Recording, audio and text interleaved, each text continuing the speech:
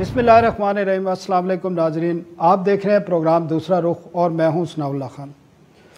नाजरीन, अफ़गानिस्तान में तेज़ी से सूरत हाल बदल रही है और हुकूमत साजी से कबल तालिबान ने दुनिया को ये दिखा दिया है कि वो तब्दील हो चुके हैं। चाहे ख़वातीन का इशू हो, इंसानी हकूक़ का मसला हो, तालीम का मसला हो या दीगर इशूज़ हों, दुनिया को उन्होंने वाज़ेह तौर पर एक मैसेज दे दिया है कि वो दुनिया के तमाम कवानीन को तस्लीम कर रहे हैं। लेकिन उनके अपने जो मजहबी हवाले से जो उनके इश्यूज़ हैं, वो जब हुकूमत साजी होगी और उनका ऐलान होगा तो वो चीज़ें भी सामने आ जाएंगी। इन इश्यूज़ पर हम बात करेंगे और हमारे साथ मौजूद हैं अयाज वज़ीर हैं, साबिक़ डिप्लोमेट्स हैं, इसके अलावा जनरल रिटायर नईम खालिद लोधी साहब हैं, एजाज सैयद हैं जो हाल ही में काबुल से एक दौरा करके वापस आए हैं। तो सबसे पहले हम एजाज सैयद के पास ही चलते हैं। एजाज, आप तकरीबन 1-2 हफ़्ता वहाँ मौजूद रहे और अब 15 अगस्त को जो काबुल पर तालिबान ने कंट्रोल हासिल किया था वो पूरे मुल्क तक पहुंच चुका है। 1-2 इलाकों का इश्यूज़ हैं जिन पर कंट्रोल हासिल किया जा रहा है। तो आप क्या समझते हैं, जिस तरह हमने अपने इंट्रो में भी बताया कि तालिबान ने एक 2-3 हफ्ते के दौरान दुनिया को एक मैसेज दिया है कि वो तब्दील हो चुके हैं।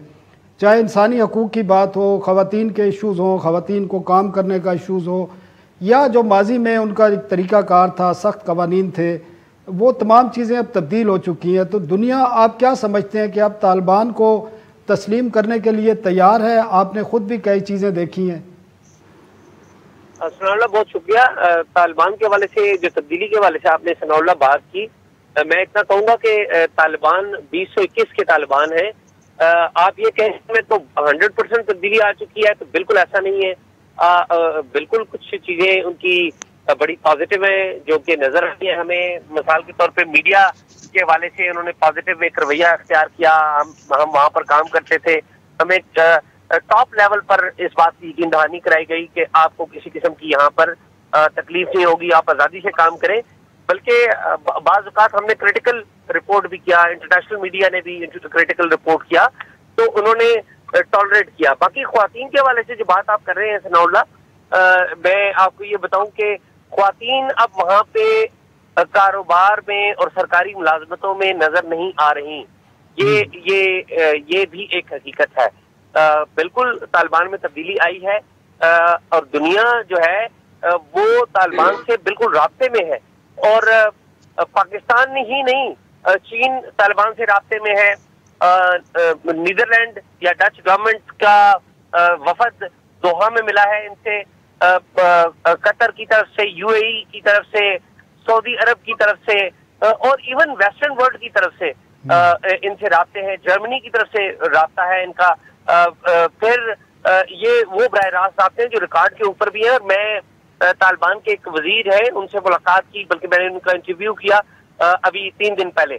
तो मुझे वो बता रहे थे कि उन्हें कुछ जो डिप्लोमेटिक उनके डेलीगेशन उनसे मिले हैं, तो उनको ये बताया गया है कि बरतानिया और अमेरिका भी काबुल के अंदर ना सिर्फ अफगान हुकूमत को तस्लीम करने के लिए राजी हैं, बल्कि अफगान हुकूमत बनते ही वो अपने सफारतखाने भी खोलेंगे वहां पर। तो ये एक जो वजीर है तालिबान गवर्नमेंट को के, जिनसे मुख्तलिफ जो गवर्नमेंट्स हैं वो मिल रही हैं, ये वो बता रहे हैं। और बराह रास्त हुकूमतों की तरफ से भी हमें इस बात के इशारे मिले हैं, मालूमात मिली हैं कि बिल्कुल जो दुनिया है वो उनको तस्लीम करने के लिए, एक हकीकत के तौर पर तस्लीम करने के लिए तैयार है। ठीक है एजाज, आप हमारे साथ ही हैं। नईम खालिद लोधी साहब, जो हमारे DGISI हैं वो भी पहुँचे हैं और तालिबान का, जिस तरह मैंने एजाज से भी पूछा कि तालिबान वो तालिबान नहीं है जो आज से 20-25 साल पहले थे, आज तब्दील हो चुके हैं। और उन्होंने 15 अगस्त के बाद जो अपना कंडक्ट दिखाया है, जो उनके स्टेटमेंट आए हैं, और अफ़गानिस्तान में ओवरऑल जो सिक्योरिटी की सूरत हाल है, फायरिंग तक पे उन्होंने पाबंदी लगा दी है। ख़वातीन को उन्होंने कहा है कि वो अपने काम पे आएँ, तालीमी इदारे खुले हुए हैं और बाकी ह्यूमन राइट्स के इशू हैं वो भी। तो आपको नज़र आ रहा है कि दुनिया अब इस बात को तस्लीम करेगी और जब तालिबान अपना एक सेटअप अनाउंस करेंगे तो उसके बाद तालिबान को रिकग्नाइज़ करने के साथ साथ सारी दुनिया ही, जिस तरह एजाज ने भी बताया, अमेरिका और बरतानिया भी तैयार हैं, बाकी ममालिक भी। चीन की तरफ से तो बार बार बयान भी आ रहे हैं और चीन ने कहा है कि वो रिकन्स्ट्रक्शन भी अफ़गानिस्तान में जो भी होगा वो उस पर काम करेंगे। تو آپ کیا سمجھتے ہیں کہ طالبان تبدیل ہو چکے ہیں اور اس تبدیلی کے اثرات حکومت سازی کے بعد نظر آئیں گے؟ دیکھیں جو تو تبدیلی ہے وہ تو آپ کو اعزاز صاحب نے بتا دی، وہ آن گراؤنڈ موجود ہیں، ہم سے بہتر سمجھتے ہیں۔ باقی جتنے اعلانات ہوئے ہیں خواتین کے بارے میں، بچوں کی تعلیم کے بارے میں، اقلیتوں کے بارے میں، اپنا علاقہ نہ استعمال ہونے دینے کے بارے میں دہشت گردی کے لیے، اور وہ ساری چیزیں تو ہمیں معلوم ہیں، لیکن ایک بنیادی چیز ہم سب کو پتہ ہونی چاہیے اور ہے میرا خیال کہ جو دنیا کا رویہ ہے وہ آپ کی اچھائی یا برائی پہ صرف منحصر نہیں ہوتا۔ ٹھیک ہے ان کی کوئی ڈیمانڈز ہوتی ہیں جو کہ ایک آپ سطحی باتیں ہوتی ہیں کہ آپ ایسا نہیں کریں گے، بہانے تلاش کرتے ہیں، کبھی یہ کبھی وہ۔ یہ دنیا واپس جانا چاہ رہی ہے۔ آپ یہ یاد رکھیے کہ ایک تو جو لوگ یہاں سے گئے ہیں ان کے کوئی جو انٹرسٹ اور اہداف ہیں وہ کوئی چینج نہیں ہو گئے۔ اگر امریکہ یہ چاہتا تھا کہ یہاں پر چین کا رسوخ نہ ہو، امریکہ چاہتا تھا کہ روس جو ہے یہ نارتھ ساؤتھ کوریڈور استعمال کر کے انڈین اوشن تک نہ پہنچے، سی پیک پاکستان کا نہ چلے اور اس قسم کی چیزیں، ہندوستان ان کے ساتھ شانہ بشانہ کھڑا تھا، تو یہ نہ سمجھیے کہ ابھی طالبان کے اچھے رویے کی وجہ سے ان کے دل سے یہ ساری باتیں ختم ہو گئی ہوں گی۔ وہ جو واپس آنے کی بات کر رہے ہیں وہ اس لیے کر رہے ہیں، وہ پینترا بدل رہے ہیں، وہ اپنی اسٹریٹجی چینج کر رہے ہیں۔ ان کی فزیکل یہاں پر پریزنس کی اسٹریٹجی تو فیل ہو گئی، وہ تو بوریا بستر سنبھال کے چلے گئے، لیکن 20 سال تک انہوں نے جو یہاں پر توڑ پھوڑ کی ہے، جو تباہی مچائی ہے، ان کی پوری کوشش ہوگی کہ یہ جلدی سے کہیں سیدھا نہ ہو جائے۔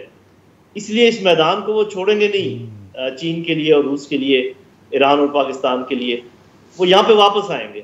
اور سب سے زیادہ زور وہ پاکستان پہ لگا رہے ہیں۔ یاد رکھیں تانتا بندھا ہوا ہے، ایک آ رہا ہے، دوسرا آ رہا ہے، تیسرا آ رہا ہے، وہ کیا کر رہے ہیں؟ وہ آپ کو عجیب و غریب آپ سے باتیں کر رہے ہیں۔ مثال کے طور پہ اتنے مہاجرین ہیں نہیں، لیکن وہ کہہ رہے ہیں مہربانی کر کے آپ مہاجرین کا یہاں پر ایک کیمپ بنائیں اور ہم آپ کو بہت امداد دیں گے۔ وہی ہمیں ڈالروں کی خوشبو دوبارہ دی جا رہی ہے، اور ہو سکتا ہے وہ جو جہازوں کو جہاز بھر کے لے گئے ہیں اس میں سے بھی کچھ لوگوں کو ہمارے پاس رکھنا چاہیے۔ کیوں؟ اس لیے کہ پہلے بھی یہ جو 30-35 لاکھ لوگ تھے، انہی کے اندر سے لوگ تھے جو آ رہے تھے اور جا رہے تھے اور ہمارے پر حملے بھی کر رہے تھے اور ہمارے لیے مصیبت بنے ہوئے تھے۔ اس مصیبت کو ہمارے لیے بھی وہ بڑھانا چاہتے ہیں اور افغانستان کے لیے بھی وہ بڑھانا چاہتے ہیں۔ یہ میری ریڈنگ ہے، میں غلط ہو سکتا ہوں۔ اگر کوئی یہ سمجھے کہ یہاں وہ کسی بھائی چارے میں آ رہے ہیں یا کہیں افغانستان کی مدد کرنے آ رہے ہیں تو مجھے اس سے اختلاف ہے۔ ایسی کوئی بات نہیں ہے۔ وہ ویکیوم نہیں چھوڑنا چاہتے اس لیے آ رہے ہیں، اور وہ مزید کام خراب کرنا چاہتے ہیں اس لیے آ رہے ہیں۔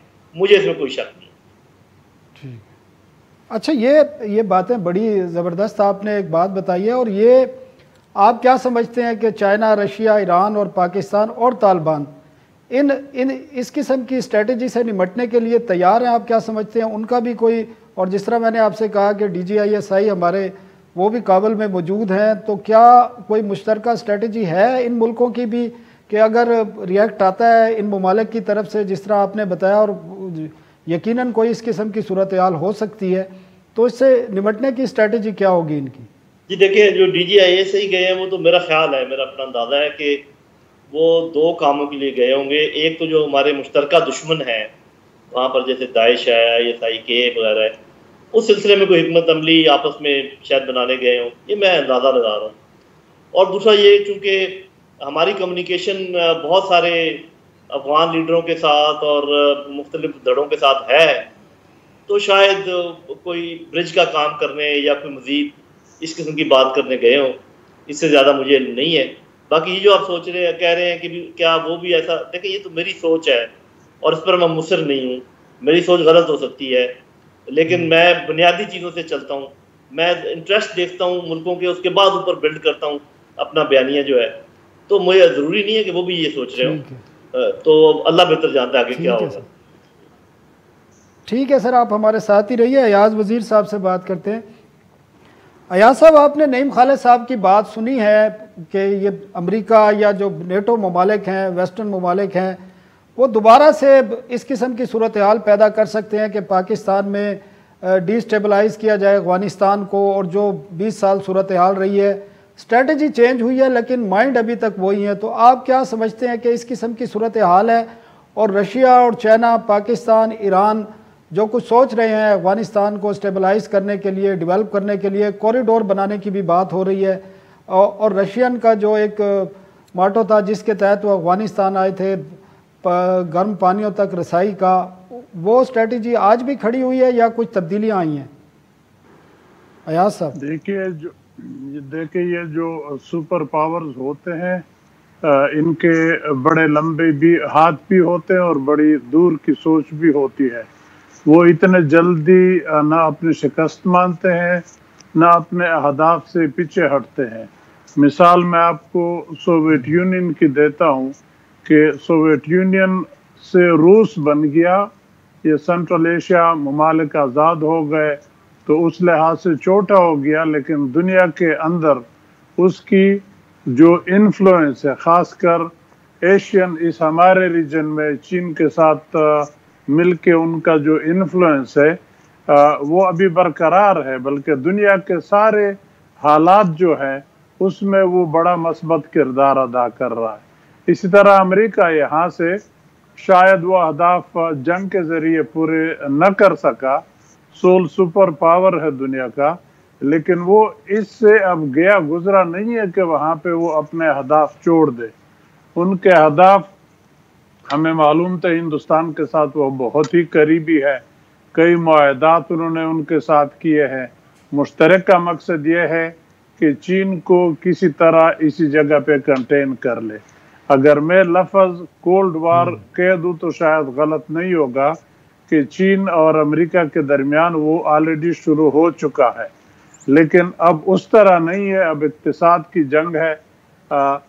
چین امریکہ سے آگے اقتصادی لحاظ سے نکل گیا ہے، لیکن ملٹری لحاظ سے ہر لحاظ سے آگے نکلنے میں میرا خیال ہے اندازہ ہے دنیا کے کہ 2030 میں وہ شاید امریکہ کو پیچھے چھوڑ دے. چین کو کنٹین کرنے کے لیے امریکہ اپنے اس ہدف سے پیچھے نہیں ہٹا ہے. پہلے تو ڈائریکٹ افغانستان کے اندر بیٹھا تھا، اب افغانستان سے نکل گیا، لیکن اس کے ہاتھ بڑے لمبے ہیں. وہ میرا خیال ہے، میں جنرل صاحب کے ساتھ بالکل اس پہ ایگری کرتا ہوں، انہوں نے صحیح کہا کہ افغانستان کو وہ چین کے لیے بالکل پرامن نہیں چھوڑے گا، چین کے حوالے نہیں کرے گا.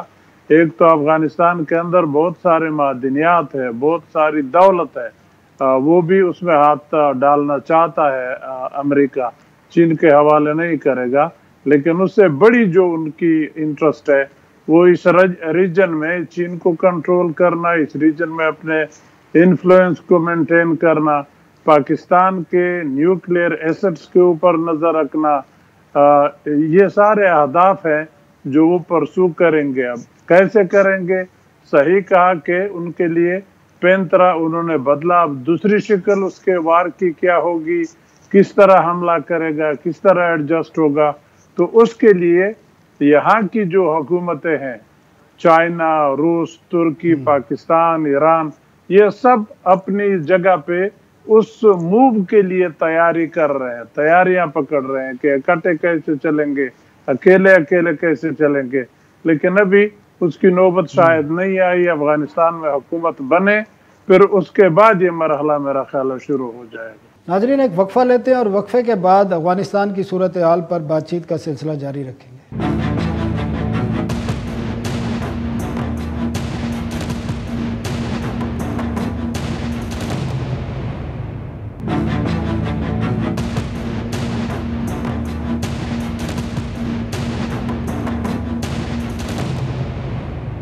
اعزاز آپ کی طرف آتا ہوں. ہمارے جو دونوں سینئر مہمان ہیں ان کا بڑا ایک موقف سامنے آیا ہے کہ امریکہ اور ویسٹرن ممالک جو ہیں وہ خاموش نہیں بیٹھیں گے اور یہ افغانستان کو اتنے آرام سے چین کے یا پاکستان یا جو باقی ممالک ہیں جن کا ایک اتحاد بن رہا ہے، رشیا ہے، ترکی ہے، ایران ہے، ان کے حوالے نہیں کریں گے، بلکہ یہ ایک نئی سرد جنگ کا آغاز ہے.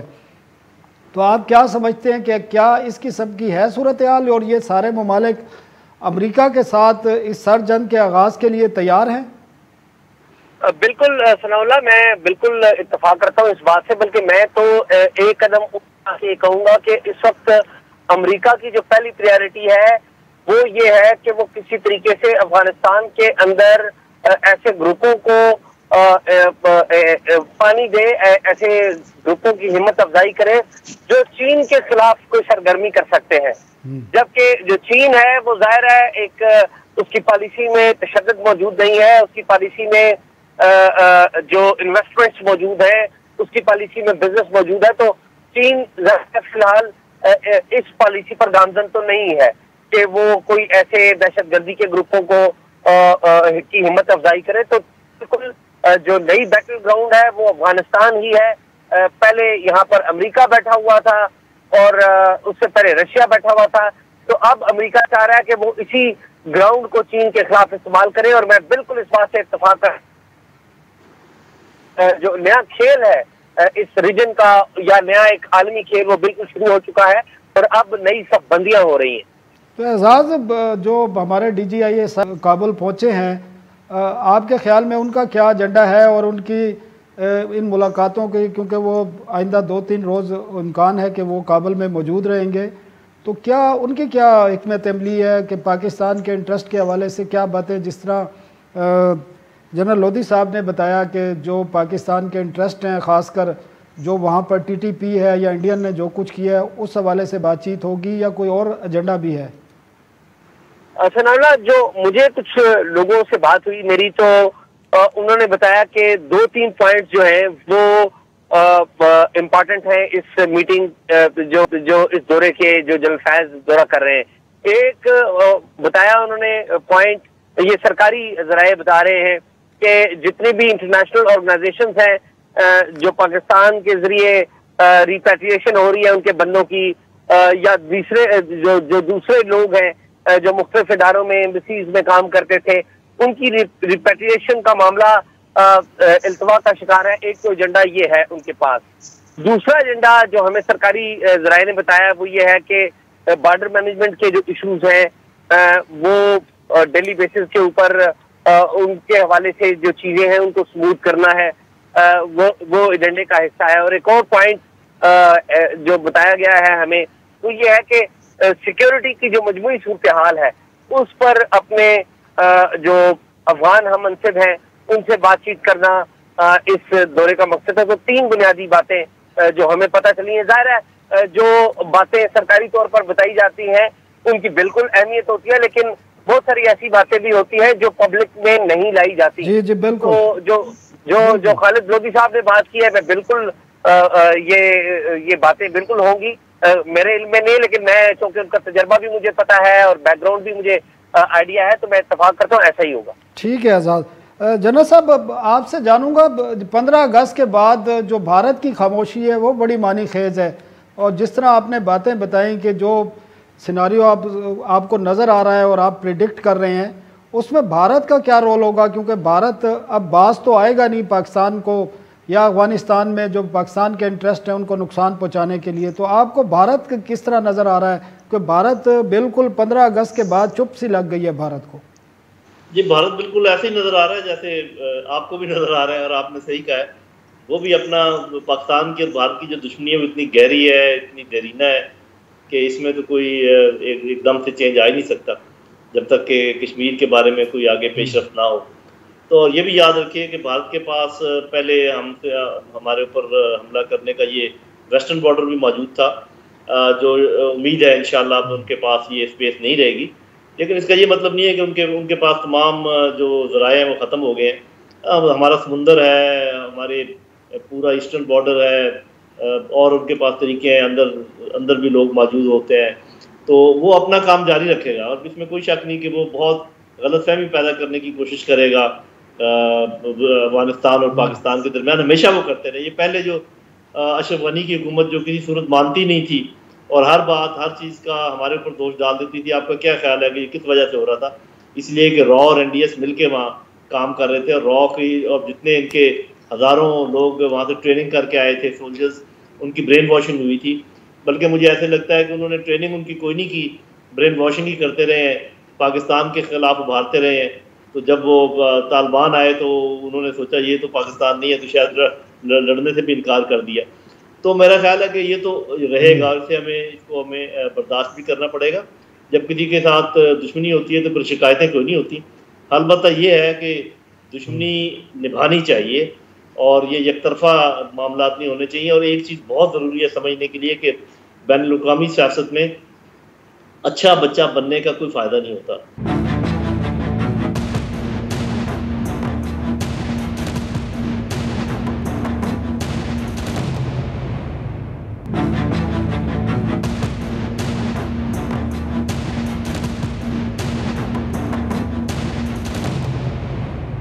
ایاز وزیر صاحب، آپ کیا سمجھتے ہیں کہ جو طالبان کی حکومت کی اناؤنسمنٹ ہونی ہے آئندہ چند روز کے اندر، تو کیسا نظام حکومت آپ دیکھ رہے ہیں؟ اور کیونکہ کافی ڈسکشن ہو چکی ہے پچھلے 2-2.5 ہفتوں میں، تو کیا نظر آ رہا ہے؟ اور آپ کا کیونکہ رابطے بھی رہتے ہیں ڈپلومیٹ سے بھی اور باقی لوگوں سے بھی، تو کیسا نظام حکومت آ رہا ہے اور کیا وہ دنیا کو قبول ہوگا؟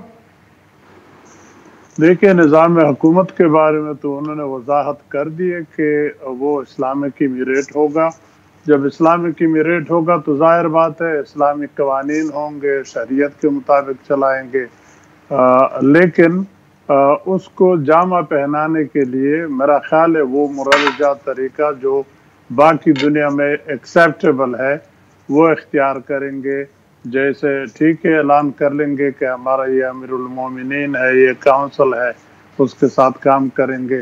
موسٹ پرابیبلی لوگ یہی اندازہ لگاتے ہیں کہ ایران کے طرز کے قریب شاید ان کی حکومت بنے گی، لیکن اس میں ساری بات اسی پہ منحصر ہوگی کہ اس میں جو دوسرے ایتھنک گروپس ہیں افغانستان میں ان کی شمولیت ہوگی نہیں ہوگی، ان کو ریپریزنٹیشن ملے گی نہیں ملے گی، خواتین کا اس میں حصہ ہوگا نہیں ہوگا.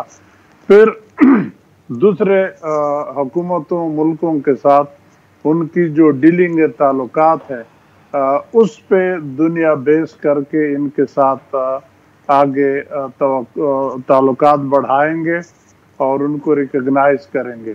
تو طالبان کو بھی اس چیز کا احساس ہے کہ اگر انہوں نے ایسی حکومت نہیں بنائی تو دنیا پہلے ذرا تھوڑا سا ریلیکٹنٹ ہے، ایک خوف سا ہے، ایک ڈر سا ہے کہ پتہ نہیں ہے وہی پرانے طالبان ٹائپ نہ ہو.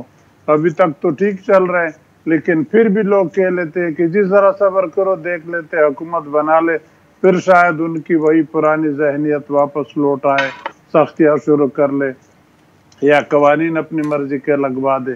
تو وہ ان چیزوں سے اگر ذرا اپنے آپ کو دور رکھے، وہ چیز نہ کریں جو دنیا کو افغانیوں کو قابل قبول نہ ہو. کیونکہ اگر افغانی اس میں شامل نہ ہوئے، اس کو ریکگنائز نہیں کیا یا ان کے ساتھ نہیں چل پڑے تو پھر مشکلات ہو جائیں گی. اس کو باقی دنیا بھی پھر شاید تسلیم کرنے میں ہچکچائے گی اور طالبان کو نہ صرف یہ مشکل ہوگا کہ اپنے ملک کو ڈیولپ کرے پر دوسرے ملکوں کے ساتھ تعلقات کی بھی ان کا مسئلہ ہو جائے گا. علی اکبر ہمارے بیورو چیف ہیں پشاور کے، وہ بھی ہمارے ساتھ موجود ہیں.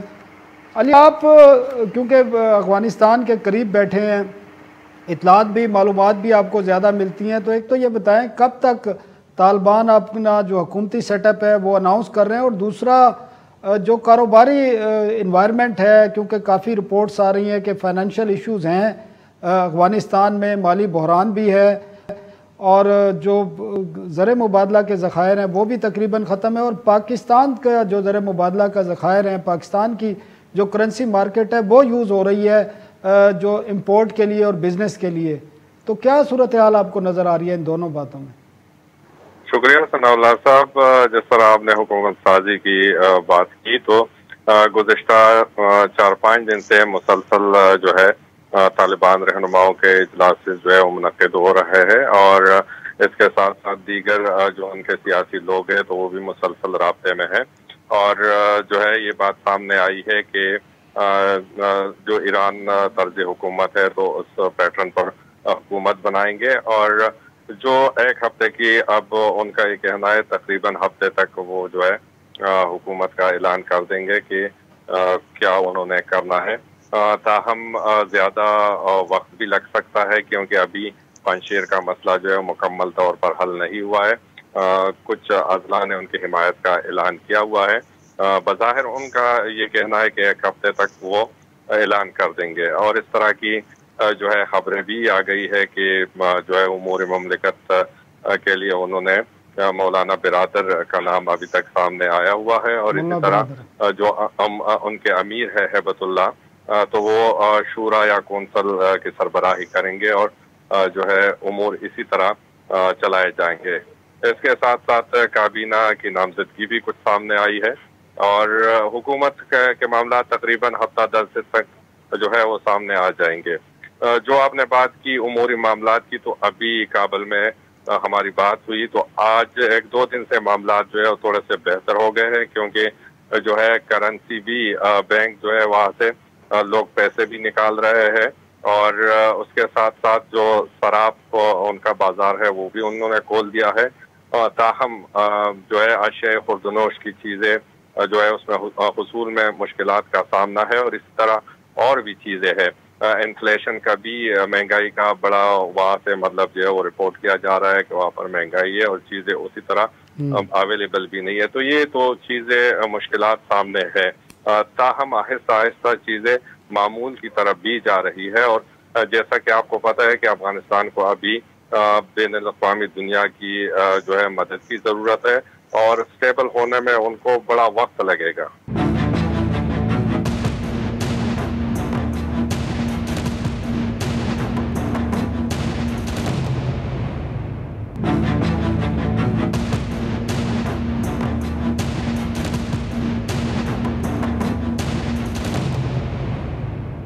तो पाकिस्तान की करेंसी मार्केट पे जो प्रेशर है उसमें अफगानिस्तान की जो फाइनेंशियल पोजीशन है उसका कितना किरदार आपको नज़र आ रहा है?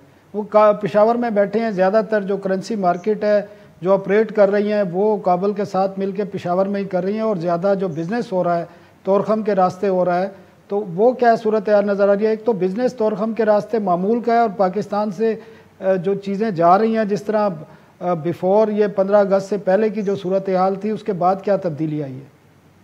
जी, उसके बाद तो वाज़ेह तब्दीली आई है। तो अफगानिस्तान की जानिब से भी जो पाकिस्तान में चीज़ें आ रही है तो उसमें भी अब आसानियाँ नज़र आ रही है, और इस तरह बहुत सारी जो अद्वियात और ग़िज़ाई अजनास तो अफगानिस्तान जाने वो भी उसमें भी इजाफा देखा गया है। और जिस तरीके से आपने करेंसी की बात की, तो यकीनन जो अफगानी करेंसी है उसका वो काफ़ी गिर गई है, और जो चौक यादगार पेशावर में तकरीबन बहुत जो है लोग काफ़ी असर उन पे पड़ा है, और पाकिस्तानी करेंसी जो है वो आहिस्ता आहिस्ता अफगानी करेंसी के मुकाबले में उठ रही है।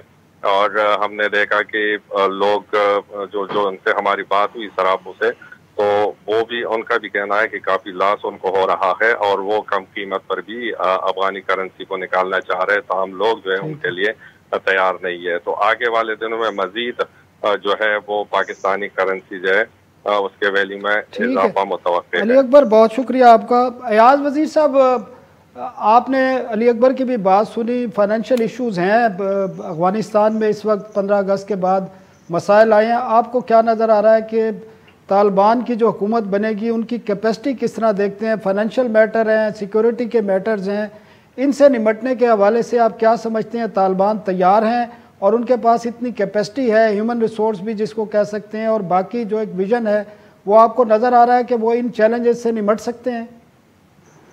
देखिए, उनके पास रिसोर्सेज, ह्यूमन रिसोर्सेज तो है, ट्रेंड लोग उनके पास हैं, बेशक वो पुरानी बातें नहीं है।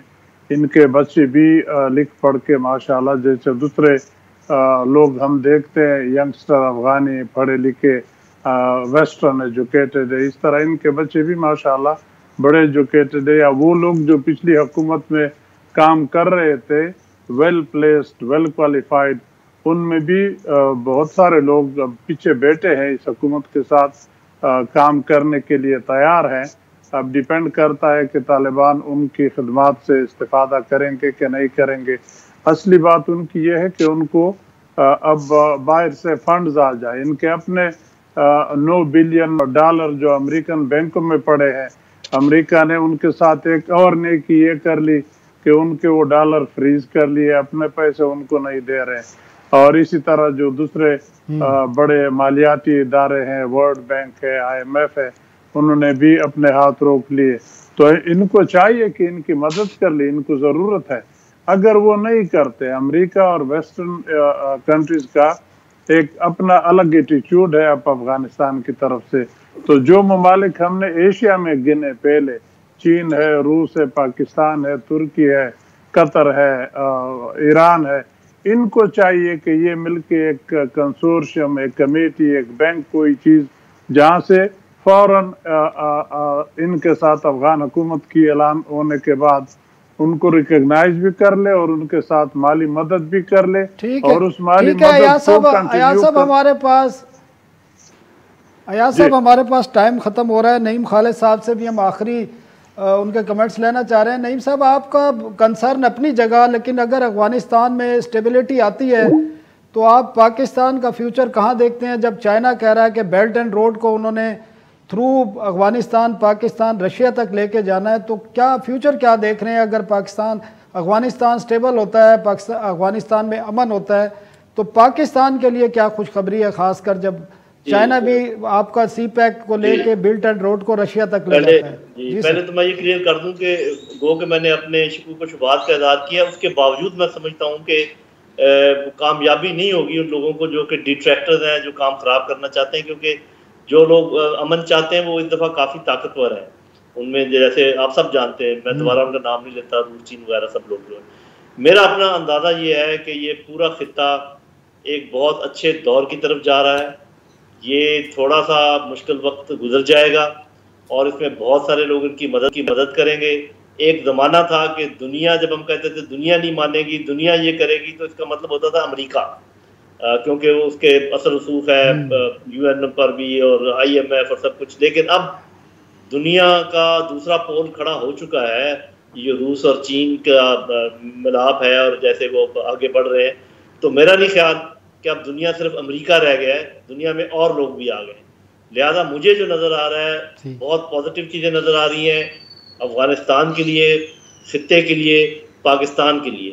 گو کہ بہت سارے لوگوں کا یہ پہلے خیال تھا جی خانہ جنگی ہوگی، پھر بہت سارے یہ آئیں گے، مہاجرین آئیں گے اور بڑا خون خرابہ ہوگا. جب نہیں ہوا تو وہ کہہ رہے ہیں اچھا پہلے نہیں ہوا اب ہوگا، آگے دیکھیں کیا ہوتا ہے. تو میرا خیال ہے کہ آگے بھی اچھا ہی ہوگا، پہلے بھی اچھا ہی ہوا ہے انشاءاللہ. Hope for best. Thank you very much Naeem Khalid Lodhi صاحب، عزیر صاحب، اعزاز سید صاحب اور علی اکبر صاحب. ناظرین، ہمارے پروگرام کا وقت ختم ہوتا ہے. اگلے ہفتے تک کے لیے اجازت دیجیے. اللہ حافظ.